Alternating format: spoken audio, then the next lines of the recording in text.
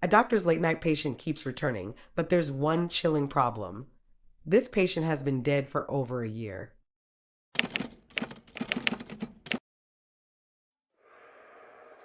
Doctor's final patient. Submitted by Timothy Ong. I've been running my clinic in Singapore for nearly 10 years. It's small, nothing fancy, but it's mine.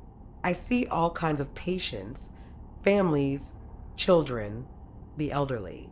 My schedule is tight, appointments running back to back, but I always make time for those who need it. And for years, I've been the last one to leave, locking the clinic myself after the day's final patient walks out. But there was one patient. I didn't realize at first, but something about him was off. He would come in, usually late in the evening, just before I was ready to close up. A quiet man, older, maybe in his 60s. Thin, pale, always with the same distant look in his eyes. He never talked much, just answered my questions and nodded along. His symptoms were always vague: headaches, insomnia, sometimes chest pains. Nothing that couldn't be explained away. The first few visits, I didn't think much of it. Patients come and go, and I was used to the routine.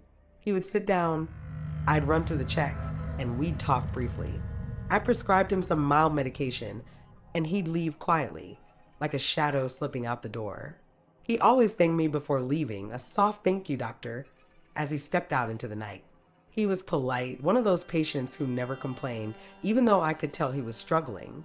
He always wore the same dark jacket, his clothes neat but worn, his shoes scuffed at the edges. He had a habit of looking down when he spoke, as if the world had somehow weighed him down too much. But he was kind. He always asked how I was doing, how the clinic was going. For someone with so many worries of his own, he still made time for pleasantries. And yet, there was something distant about him. He never really shared much about himself. I knew he lived alone. He mentioned his wife had passed a few years back, and since then, it seemed he didn't have anyone else. I remember feeling a quiet sadness whenever he left, watching him walk down the street, his shoulders slightly hunched. I never thought much of it, just one of the many patients who passed through my clinic. But then it started to feel strange. He became a regular, coming in every couple of weeks, not exactly on the same days, but frequent enough that I recognized his pattern. Always in the evening, always just before closing. It felt odd, but not alarming. He wasn't disturbing anyone. But there was something about his presence. The clinic felt colder after he left. The air seemed heavier, like he took a part of the room's warmth with him. Over time, I began to notice small details that didn't make sense. His clothes were always the same. A dark jacket, slightly faded at the edges, as though it had seen too many winters.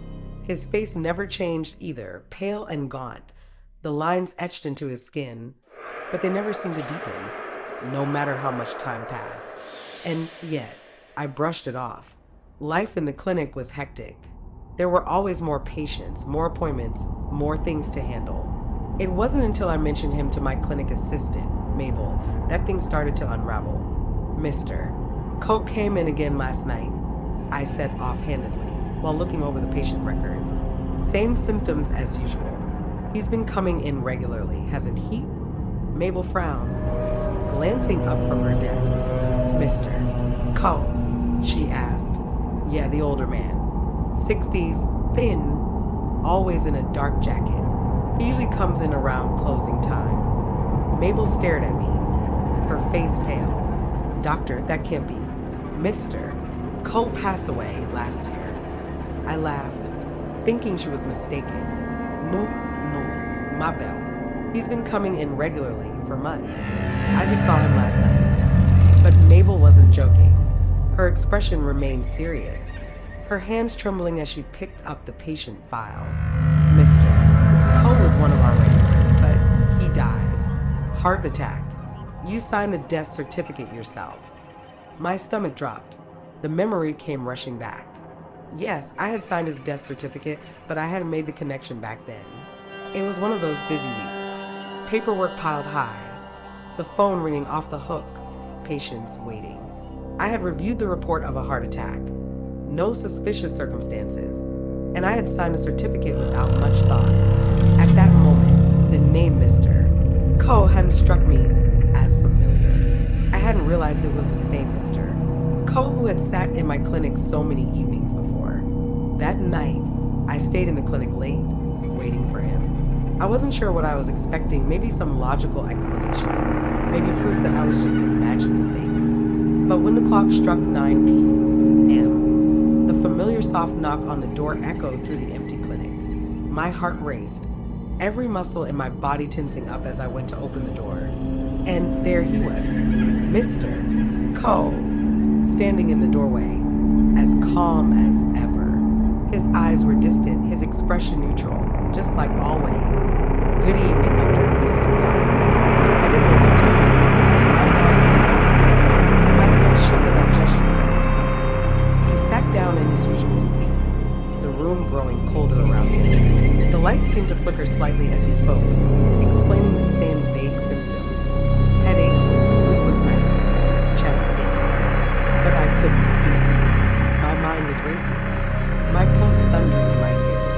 This patient had been dead for over a year, and yet he was sitting here, right in front of me, as if nothing had changed.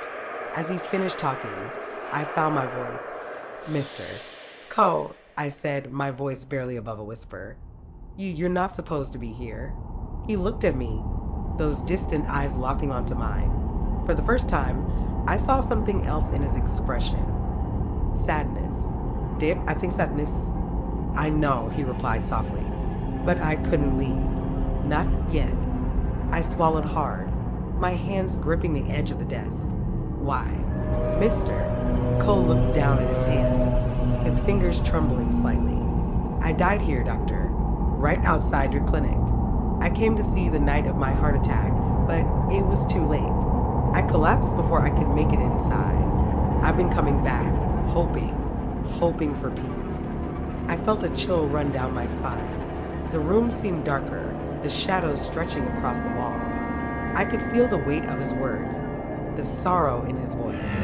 He had moved on. He was stuck lingering in this world, searching for something he hadn't found in life. For a moment, I didn't know what to say. My mind raced with disbelief and fear, but I could see the desperation in his eyes, the quiet plea for help. "I'm sorry," I whispered. "I'm so sorry, Mr. Ko." He nodded, standing up slowly. "I know, doctor. Thank you for listening." I watched him walk to the door, his steps slow, almost labored. The door creaked as it opened, and just before he left, he turned back to me.